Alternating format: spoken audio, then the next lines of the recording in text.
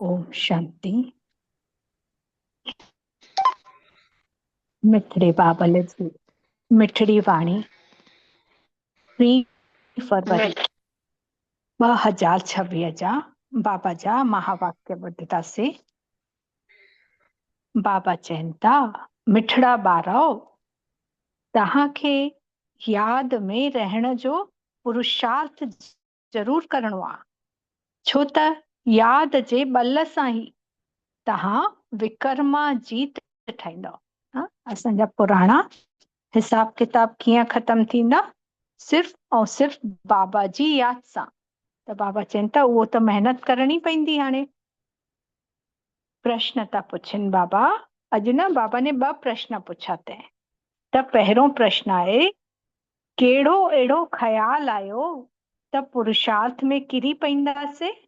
सिर्फ़ ख़्याल आयो, मतलब कुछ सोचोसीं त मुख सां न चयोसीं, लेकिन अंदर अहिड़ो कहिड़ो ख़्याल आयो त पुरुषार्थ में किरी पवंदासीं? ऐं ॿियो प्रश्न बाबा पुछनि था, खुदाई खिदमतगार ॿार कहिड़ी सेवा कंदा रहंदा? त उत्तर में बाबा ने ॿुधायईं पहिरें प्रश्न जो कि कहिड़ो ख़्याल आयो त पुरुषार्थ में किरी पवंदासीं? त बाबा ॿुधाइनि था, कई ॿार सम्झंदा आहिनि अञा त टाइम पियो आहे, पोइ पुरुषार्थ करे वठंदासीं, परंतु मौत जो नियम थोड़ी आहे कल्ह कल्ह कंदे मरी वेंदासीं न। खाली जॾहिं विनाश थींदो तॾहिं मौत थोड़ी थींदी, कॾहिं बि मौत कंहिंजी बि थी सघे न। सुभां बि न रहंदासीं त कोई भरोसो थोड़ी आहे कंहिंजी बि मौत जो। त इन जे लाइ ईअं न सम्झो ॾाढा साल पिया आहिनि, पिछाड़ी में गैलप कंदासीं, अॻिते वधी वेंदासीं। त इहो ख़्याल त अञा ई किराए छॾंदो। त जेतिरो थी सघे याद में रहण जो पुरुषार्थ करे श्रीमत ते पंहिंजो कल्याण कंदा रहो। रूहानी खुदाई खिदमतगार ॿार रूहनि खे सैल्वेज करण, पतितन खे पावन ठाहिण जी सेवा कंदा। जेके रूहानी खुदाई खिदमतगार ॿार आहिनि, बाबा जा ॿार आहिनि, उहे छा कंदा? रूहनि खे सैल्वेज करण, रूहनि खे पार वठी वञनि ऐं पतितन खे पावन ठाहिण जी सेवा कंदा। अॼु जो गीत आहे ओम नमः शिवाय। पित मात सखा सहायक तुम्ही, ईअं कुछ आहे अॻिते। ओम नमः शिवाय गीता। पित मात सहायक स्वामी सखा तुम ही तो मेरे। ओम शांति। इहो त ॿारनि खे सम्झायो वियो आहे, निराकार बाबा साकार बग़ैर कोई भी कम नथा करे सघनि। निराकार शिव बाबा, जेसि ताईं उहो साकार ब्रह्मा जे तन जो आधार नथो वठे त कोई बि कम नथा करे सघनि, पार्ट नथा वॼाए सघनि। त रूहानी बाबा अची करे ब्रह्मा द्वारा रूहानी ॿारनि खे सम्झाइनि था। योग बल सां ई ॿारनि खे सतो प्रधान ठहिणो आहे, फिर सतो प्रधान विश्व जो मालिक ठहिणो आहे। इहो त ॿारनि जी बुद्धि में आहे न कि कल्प कल्प बाबा अची करे राजयोग सेखाराइनि था। ब्रह्मा द्वारा अची करे आदि सनातन देवी देवता धर्म जी स्थापना था करनि, यानी माण्हुनि खे देवता था ठाहिनि। माण्हू जेके देवी देवता हुया सो बदली करे हाणे शूद्र पतित ठही विया आहिनि। असांजी जेके देवी देवता हुयासीं सतयुग में, उहे सभु हाणे ईअं ठही विया आहिनि शूद्र।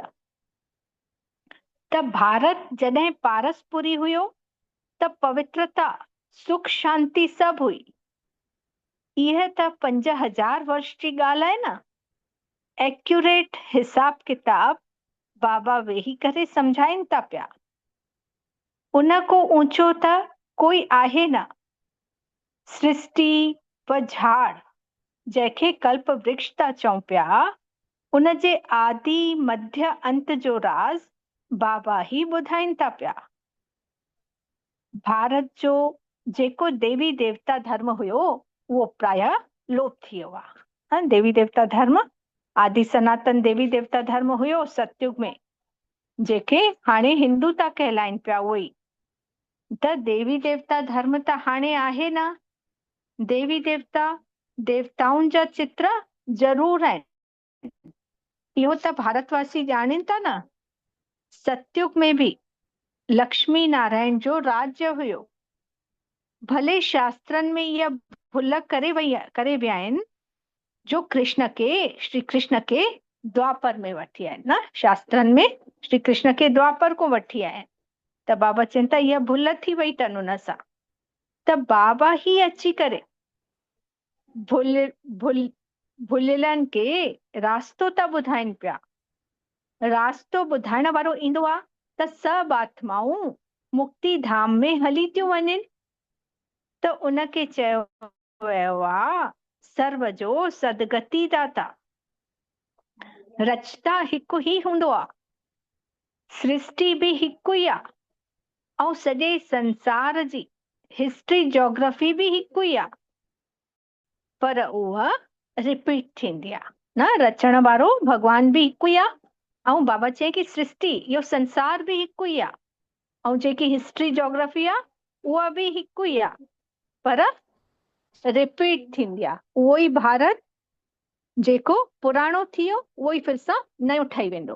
पुराणो आहे त तमो प्रधान आहे, ऐं उहो ई भारत नयो थींदो त सतो प्रधान, जंहिंखे सोने जी चिड़िया कहलाईंदो। त सतयुग, त्रेता, द्वापर, कलयुग ऐं वरी आहे संगम युग।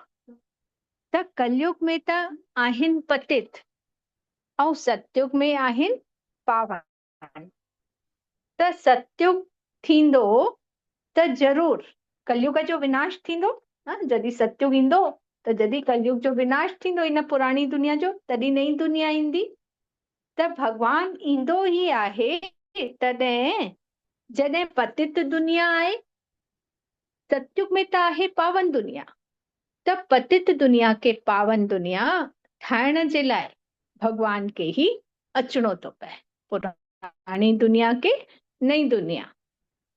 त हाणे बाबा सहजी सहजी युक्ति था ॿुधाइनि कि देह जा सभु संबंध छॾे देही अभिमानी ठही बाबा के यादि कयूं।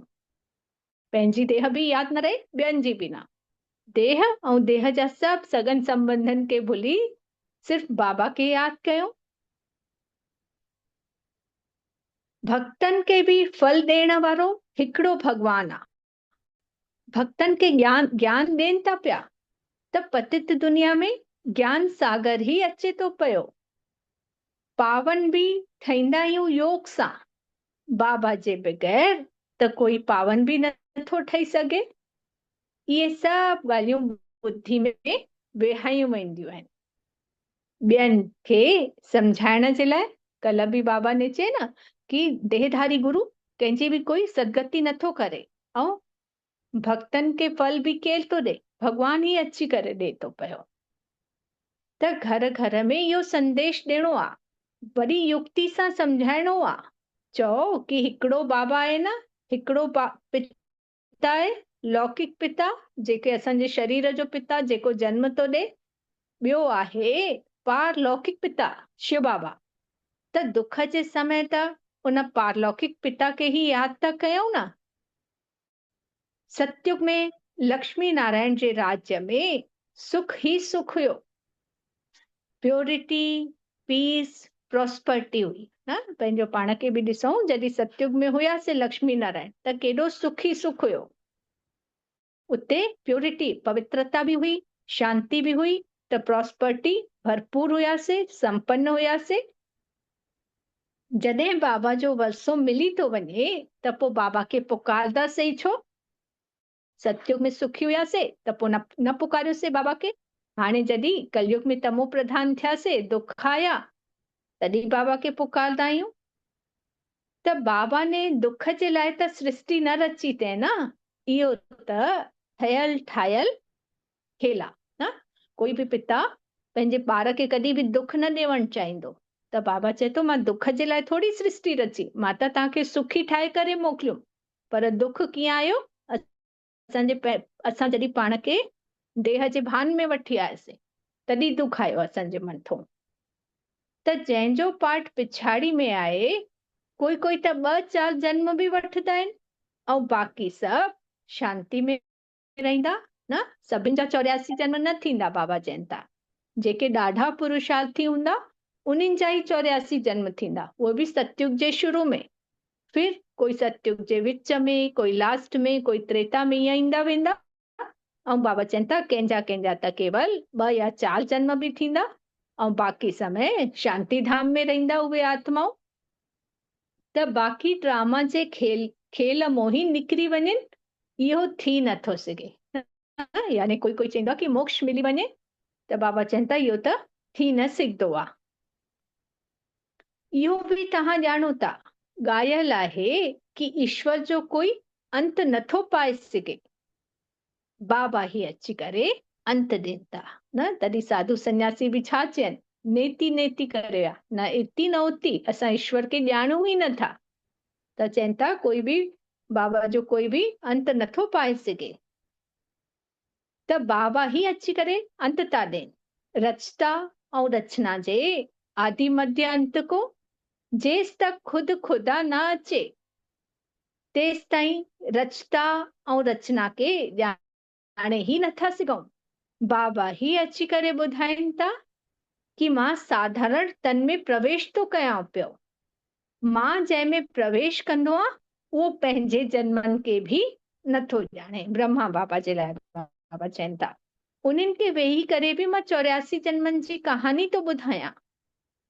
कंहिंजे बि पाठ में चेंज नथो थी सघे न। कल्प पहिरियों जीअं पाठ वॼायो हुयोसीं, हर जन्म में उहे ही पाठ वॼाईंदासीं, उन में कोई बि बदलाव नथो थी सघे। इहो बि कंहिंजी बुद्धि में नथो वेहे। बुद्धि में तॾहिं वेहे जॾहिं पवित्र थी करे सम्झे। सुठी रीति सम्झण जे लाइ 7 रोज़नि जी भठी आहे, त भागवत बि 7 ॾींहंनि जो रखंदा आहियूं न। जीअं ई बाबा जा ठाहींदा आहियूं त पहिरियों 7 ॾींहंनि जो कोर्स हलंदो आहे, जीअं हाणे हले थो पियो नयनि ॿारनि जे लाइ। त 7 ॾींहंनि जी भट्टी में बाबा धीरे धीरे करे पूरो ज्ञान ॾेई छॾंदा आहिनि। त चवनि था हिते बि सम्झ में अचे थो, घटि में घटि 7 ॾींहंनि जे सवाइ कोई सम्झी न सघे। कोई कोई त कुझु सम्झे बि नथो, बुद्धि में वेहे ही नथो। त चवनि था कि असां त 7 रोज़ आयासीं पर असांजी बुद्धि में कुझु नथो वेहे। त बाबा चवनि था उन्हनि खे ऊंचो पद पाइणो ही न हूंदो त बुद्धि में कीअं वेंदो न। ज्ञान ॿुधण जे बाद बि उन्हनि खे बुद्धि में नथो वेहे त मानो उन्हनि जो पद हेठि हूंदो, नौकर चाकर थियणो हूंदो। बाबा चवनि था फिर भी उन्हनि जो थोरो त कल्याण थियो न को, फिर भी सतयुग जे त्रेता जे लास्ट में त ईंदा, थोरो बि ज्ञान ॿुधंदा। त बाबा चवनि था त प्रजा बि त ईअं ई थी ठहे न। बाक़ी राज्य भाग्य वठण उन में त गुप्त मेहनत आहे। बाबा खे यादि करण सां ही विकर्म विनाश था थियनि। हाणे कयो न कयो, परंतु बाबा जो डायरेक्शन इहो आहे कि जॾहिं कोई भी प्यारी वस्तु खे यादि कयो वेंबो आहे न, त भक्ति मार्ग में भी ॻाईंदा आहिनि कि हे पतित पावन अचो। हाणे उहो अची करे मिलियो आहे त चए थो मूंखे यादि कयो त तव्हांजी कट लही वेंदव। बादशाही ये सहजी थोड़ी मिली वेंदव, कुछ त मेहनत करनी पईंदी न। त याद में ही मेहनत आहे। जेके बाबा के ॾाढो यादि था करेनि त उन्हनि जी कर्मातीत अवस्था थी वञे। ऐं पूरो यादि नथा कयूं त विकर्म विनाश बि न थींदा। त योग जे बल सां ही विकर्मनि खे विनाश करणो आहे। लक्ष्मी नारायण एतिरा पवित्र कीअं ठहिया, जबकि कलयुग जे अंत में त कोई भी पवित्र कान्हे। त इन में त साफ़ आहे न कि इहो गीता जो ज्ञान जो एपिसोड रिपीट तो थिए पियो। शिव भगवान वाच भुल त थींदी रहंदियूं आहिनि न, बाबा ही अची करे अभूल था ठाहिनि पिया। भारत जा जेके भी शास्त्र आहिनि उहे सभु आहिनि भक्ति मार्ग जा शास्त्र। त बाबा चवनि था मां जेको भी चवां थो उहो कंहिंखे भी पतो कान्हे। जंहिंखे भी चयो हुयो उन्होंने पद पाए 21 जन्मनि जी प्रारब्ध पाए, वरी फिर ज्ञान लोप तो थी वञे। सतयुग में असां वेंदासीं त हाणे ज्ञान वठूं था बाबा को, उते वरी प्रारब्ध मिलंदी सतयुग में, उन जे बाद ज्ञान भी न हूंदो। कल्प पहिरों भी जंहिं ॿुधो हूंदे उहे ही ईंदा ज्ञान में। हाणे तव्हां ॼाणो था असां सैपलिंग था लॻायूं माण्हुनि खे देवता ठाहिण जी, त इहो त अथव दैवी झाड़ जो सैपलिंग। माली भी छा हूंदो आहे, नंढी नंढी गुलाबनि जी कलमां लॻाईंदो आहे। त हाणे बाबा उअं ई असांखे दैवी झाड़ जी सैपलिंग कलम था लॻाइनि पिया। उहे वरी बाबा अची करे कंट्रास्ट था ॿुधाइनि। बाबा दैवी गुलनि जी सैपलिंग था लॻाइनि पिया ऐं उहे त जंगलनि जी सैपलिंग था लॻाइनि पिया। त तव्हां भी ॾेखारियो था कि कौरव क्या करत भय ऐं पांडव क्या करत भय, उन्हनि जा छा प्लान आहिनि ऐं तव्हांजा छा प्लान आहिनि। जेके कौरव आहिनि ऐं पांडव आहिनि, त कौरव आहिनि जेके यूरोपवासी यादववासी, उहे बॉम्ब्स ठाहिण में लॻल आहिनि, कीअं न कीअं विनाश थिए उन ॻाल्हि में लॻल आहिनि। ऐं बाबा चवनि था असां पांडव छा था कयूं, नई दुनिया जी स्थापना जे कार्य में लॻल आहियूं। त उहे त चाहिनि था कि दुनिया वधे ही न, फैमिली प्लानिंग था कनि जीअं मनुष्य ज्यादा न वधनि, त उन जे लाइ मेहनत था कनि न। हाणे उन जी भी मेहनत था कनि कि जनसंख्या न वधे, सभिनि खे हिकिड़ो हिकिड़ो ई ॿार हुजे। त बाबा त सुठी ॻाल्हि ॿुधाइनि था, अनेक धर्म विनाश थी वेंदा ऐं हिकिड़ो देवी देवता धर्म जी फैमिली स्थापन था कनि। बाबा सतयुग में हिकिड़ो ही आदि सनातन देवी देवता धर्म जी फैमिली हुई, ॿियूं एतिरियूं फैमिलियूं हुयूं ई न। सतयुग में हिकु धर्म हिकु राज्य, सिर्फ़ आदि सनातन देवी देवता, ॿियो कोई धर्म हुयो ई न। गुजराती फैमिली, महाराष्ट्रियन फैमिली, वास्तव में भारतवासियुनि जी त हिकिड़ी ही फैमिली थियणु खपे। वरी सिविल वार थी वञे, फैमिलियुनि में भी सिविल वार थी वञे न, जॾहिं ॾाढा ॾाढा धर्म थियनि था त पोइ लड़ायूं थी वञनि। बाबा चवनि था आपस में ॿ भाइर भी नथा मिलनि, पाणी भी बाटे था छॾनि पिया। त सिख धर्म वारा सम्झदा कि असां पंहिंजे सिख धर्म वारनि खे जास्ती सुख ॾियूं त रग वेंदी आहे, त मथो मारता रहंदा आहिनि न। सिख धर्म वारा पंहिंजे धर्म खे बचाइण चाहींदा, पंहिंजे धर्म वारनि जी सहायता कंदा, ऐं मुस्लिम वारा पंहिंजे धर्म जी, हर कोई पंहिंजे पंहिंजे धर्म जी सहायता कंदो। बाबा चवनि था त जॾहिं अंत थींदी आहे त फिर सिविल वार थींदी आहे, पाण लड़दा रहंदा आहिनि, विनाश त थियणो ई आहे न। बम भी ढेर सारा ठाहिनि था पिया। वॾी लड़ाई जॾहिं लॻी हुई जंहिंमें 2 बम्स छॾिया आहिनि, बाक़ी त ढेर ठाहिनि था न। सेकेंड वर्ल्ड वार जॾहिं ॿियो वारो वर्ल्ड वार थियो त हुन में बाबा चवनि था 2 बम ॾाढा वॾा वॾा छॾिया आहिनि, ऐं हाणे त ढेर सारा, 2 त न बल्कि हाणे त ढेर सारा अञा ई ज्यादा ठाहींदा था वञनि। त सम्झ जी ॻाल्हि आहे न, तव्हांखे सम्झाइणो आहे इहा लड़ाई उहा ही महाभारत जी आहे। वॾा वॾा माण्हू जेके भी आहिनि चईंदा आहिनि न, अगरि हिन लड़ाई खे बंदि न कयोसीं त सॼी दुनिया खे आग लॻी वेंदी न। हाणे भी विदेशनि में ॾिसूं था केॾियूं वॾियूं वॾियूं लड़ायूं केतिरनि साल को लॻी वियूं आहिनि, त केतिरी न सभु आग थी लॻदी वञे। त आग त लॻणी आहे। तव्हां ॼाणो था बाबा आदि सनातन देवी देवता धर्म जी स्थापना करे रहिया आहिनि। राजयोग आहे ही सतयुग जो, उहो देवी देवता धर्म त प्राय लोप आहे। चित्र भी ठतल आहिनि, जेको देवी देवता धर्म हुयो उनखे ई हाणे हिंदू धर्म चवाईंदा आहिनि। त बाबा चवनि था लेकिन उन देवी देवताउनि जा चित्र त आहिनि न। कल्प पहिरियों बि ईअं ई थियो हुयो त ड्रामा में ई असां ॿधल आहियूं। यादि जी यात्रा खे भुलणो कान्हे, हिन खे परीक्षा चई वई आहे। यादि जी यात्रा में ठहरी नथा सघूं, थकिजी था वञूं। गीत आहे न, रात के राही थक मत जाना, त इन जो अर्थ बि कोई नथो सम्झे। जॾहिं रात पूरी थिए थी त ॾींहुं थो अची वञे। अज्ञान रूपी रात, कलयुगी रात पूरी थी थिए त सत्युग रूपी ॾींहुं थो अची वञे। अधु कल्प पूरो थो थिए त सुख अची वेंदो। बाबा ने मन मना भव जो अर्थ भी समझायो तैं। सिर्फ गीता में श्री कृष्ण जो नालो विझण सां उहा ताक़त नथी रहे। हाणे कल्याण त सभिनि जो थियणो आहे। सब मनुष्य मात्रनि जो कल्याण तो थिए पियो। भारत खास, दुनिया आम। सब श्रीमत ते हली करे कल्याण था करिन पिया।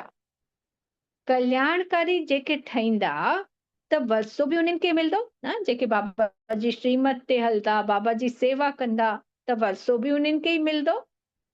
यादि जी यात्रा जे सिवाय कल्याण थी न सघे थो पियो। हाणे तव्हांखे सम्झायो वियो आहे, उहो त बेहद जो पिता आहे। बाबा सां ही वरसो मिलियो हुयो त भारत वासियुनि ने ही 84 जन्म वरिता आहिनि। पुनर्जन्म जो भी हिसाब आहे न। कोई समझदा कान्हनि कि 84 जन्म केर था वठनि पिया। पंहिंजा ही श्लोक आदि ॿुधाए करे ॿुधाईंदा रहंदा आहिनि। गीता उहा ई, टीकाऊं भी अनेक लिखी था छॾनि पिया। त गीता सां त भागवत वॾो करे छॾियो अथनि। बाबा चवनि था गीता ऐं महाभारत भी कंहिं लिखियनि? मनुष्यनि ने पंहिंजी मत सां ई त लिखी अथनि न। बाबा चवनि था त गीता में आहे ज्ञान ऐं भागवत में आहे जीवन कहानी। वास्तव में वॾी त गीता थियणु खपे। त ज्ञान जो सागर बाबा आहे, उन्हनि जो ज्ञान ही हलंदो रहंदो आहे।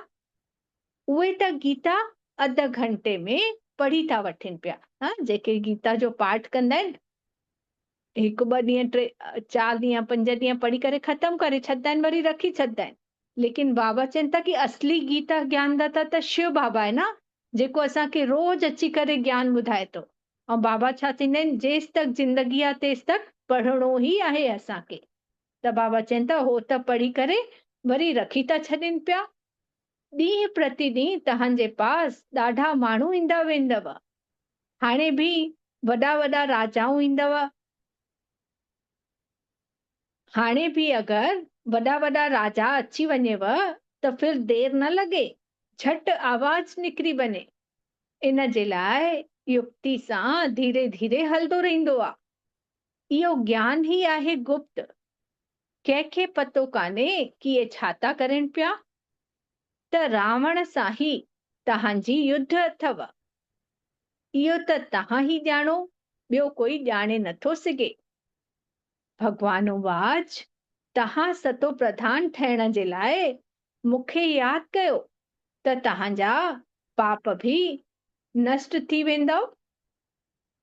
परम पिता परमात्मा जी श्रीमत ते हली करे 5000 वर्ष पहिरों मुआफ़िक, 5000 वर्ष पहिरों श्रेष्ठाचारी दुनिया हुई। बाबा हाणे यादि था ॾिवाइनि कि 5000 पहिरों कहिड़ी सुंदर सत्युगी दुनिया, श्रेष्ठाचारी दुनिया हुई। त इहो बुद्धि में वेहाइण खपेव न। मुख्य मुख्य पॉइंट्स बुद्धि में धारण करण खपेव, तॾहिं यादि जी यात्रा में रहंदो। कोई त सम्झनि था अञा टाइम पियो आहे, पोइ पुरुषार्थ करे वठंदासीं। परंतु मौत जो नियम थोड़ी आहे, सुभां मरी वञूं त सुभां करते मरी वेंदासीं। पुरुषार्थ ही न कयोसीं, इन जे लाइ ईअं न सम्झो कि ॾाढा साल पिया आहिनि। इहो ख़्याल अञा ही किराए छॾंदव। जेतिरो थी सघे पुरुषार्थ कंदा रहो। श्रीमत ते हर हिक खे पंहिंजो कल्याण करणो आहे, पंहिंजी जांच करणी आहे कि मां केतिरी देर बाबा खे याद तो कयां, केतिरी बाबा जी सर्विस तो कयां, केतिरनि रूहनि खे सेल्वेज तो कयां, केतिरनि रूहनि खे पतित को पावन तो ठाहियां। त बाबा उन जूं युक्तियूं था ॿुधाइनि पिया। दुनिया में सुठा ऐं बुरा मनुष्य त आहिनि न, हर हिक जो पार्ट पंहिंजो पंहिंजो आहे। सभिनि खे बाबा जो परिचय ॾियो त बाबा सां बुद्धि योग जुटिजी वञे। बाबा सभु ॿारनि खे चवंदा आहिनि पवित्र ठहो त मुक्ति धाम में हली वेंदव। दुनिया खे थोड़ी पतो आहे कि महाभारत लड़ाई सां छा थींदो। इहो ज्ञान यज्ञ बि रचियो वियो आहे, छो त नई दुनिया खपे न। असांजो यज्ञ पूरो थींदो त सभु हिन यज्ञ में स्वाहा थी वेंदा न। इहो आख़िरी ऐं आख़िरी जो ही यज्ञ आहे जंहिंमें पूरी दुनिया बाबा चवनि था स्वाहा थी वेंदी। अच्छा, बाबा जो यादि प्यार मिठड़े मिठड़े सिकी लधे ॿारनि प्रति माता पिता बाप दादा जो यादि प्यार ऐं गुड मॉर्निंग। रूहानी बाबा जी रूहानी ॿारनि खे नमस्ते ऐं असां रूहानी ॿारनि जी बि रूहानी माता पिता बाप दादा खे यादि प्यार गुड मॉर्निंग ऐं नमस्ते बाबा नमस्ते। शुक्रिया मुंहिंजा मीठा बाबा, शुक्रिया। धारणा जे लाइ सारा इहो ठहियल ड्रामा आहे। इन जे लाइ विघ्ननि को घबराइणो कान्हे। विघ्ननि में यादि जी यात्रा खे भुलणो कान्हे। ध्यान रहे यादि जी यात्रा कॾहिं बि ठहरी न वञे। बाबा चवनि था कि हाणे त विघ्न ईंदा ई ईंदा लास्ट समय, त ईअं न कि उन विघ्ननि जे वस थी वञूं ऐं बाबा खे यादि करण ई भुली वञूं। त बाबा खे यादि करणो आहे। ॿियो बाबा चवनि था पारलौकिक बाबा जो परिचय सभिनि खे ॾींदे हुए पावन ठहिण जी युक्ति ॿुधाइणी आहे ऐं दैवी झाड़ जो सैपलिंग लॻाइणो आहे।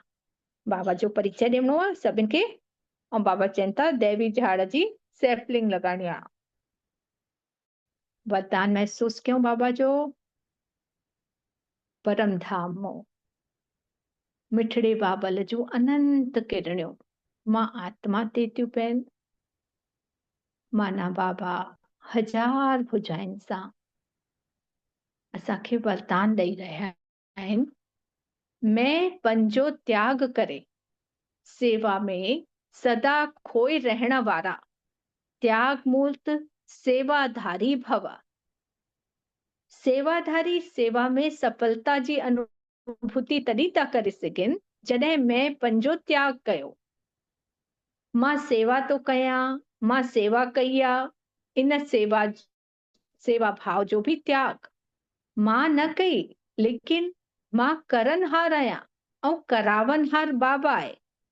त मैंपन बाबा जे लव में लीन थी वञे। इन खे चयो वियो आहे सेवा में सदा खोइण वारा त्याग मूर्त सच्चा सेवाधारी। कराइण वारो कराए थो, असां निमित आहियूं। त सेवा में मैंपन मिक्स थियण अर्थात मोहताज ठवण। सच्चे सेवाधारी में इहो संस्कार थी ही नथो सघे। बाबा ने चए मैं पंहिंजो त्याग अर्थात सेवा कराए केर तो असां उहो भुली था वञूं ऐं मैं कयूं था। त मैं कंदासीं त बाबा ने चए सफलता ही न मिलंदी। सच्चा सेवाधारी केर जेकी जीअं असां निमित आहियूं ऐं बाबा कराए थो पियो। स्लोगन में बाबा ने चए व्यर्थ के समाप्त करे छॾियो त सेवा जी ऑफर सामने ईंदी रहंदव। न जेको बि अंदरि व्यर्थ फालतू जी ॻाल्हियूं हलनि थियूं उनखे हटाए छॾंदासीं त बाबा पाणे असांखे सेवा जे निमित्त ठाहींदो। अव्यक्त इशारे एकता ऐं विश्वास जी विशेषता द्वारा सफलता संपन्न ठहो। एकता जे लाइ स्वयं में पंहिंजो पाण में समाइण जी शक्ति खपे। इन जे लाइ ॿियनि जो संस्कार भी अवश्य शीतल थी वेंदो। सदा हिक ॿिए में स्नेह जी श्रेष्ठता जी भावना सां संपर्क में अचो, गुण ग्राही ठहो त एकता कायम थींदव। पंहिंजे संगठन जी शुभ भावना अनेक आत्माउनि खे भावना जो फल ॾियण जे निमित्त ठहींदी ऐं उन्हनि खे नई राह मिलंदी। न बाबा ने चए कि पंहिंजो पाण में समाइण जी शक्ति रखूं। जॾहिं ॿियनि जी ॻाल्हियुनि खे समाईंदा वेंदासीं त पंहिंजो संस्कार बि शीतल ठहींदो वेंदो ऐं हिक ॿिए सां प्यार कंदासीं। हिक ॿिए जा ग़लति ॻाल्हियूं बुराइयूं न ॾिसी करे उन्हनि जी गुणग्राही उन्हनि जी जेके सुठियूं ॻाल्हियूं पाण में विशेषताऊं पाण में ग्रहण कंदासीं त बाबा चवनि था सभिनि जे लाइ शुभ भावना रखंदासीं त ॾाढियुनि आत्माउनि खे भावना जो फल उहा ॾियण जे निमित्त ठहींदी ऐं उन्हनि खे नई राह मिलंदी। अच्छा, ओम शांति, ओम शांति, ओम शांति। मुंहिंजा मिठड़ा बाबल, तव्हांखे पदम पदम गुणा शुक्रिया। तव्हां आत्माउनि जो भी दिल सां शुक्रिया। सभिनि खे ओम शांति।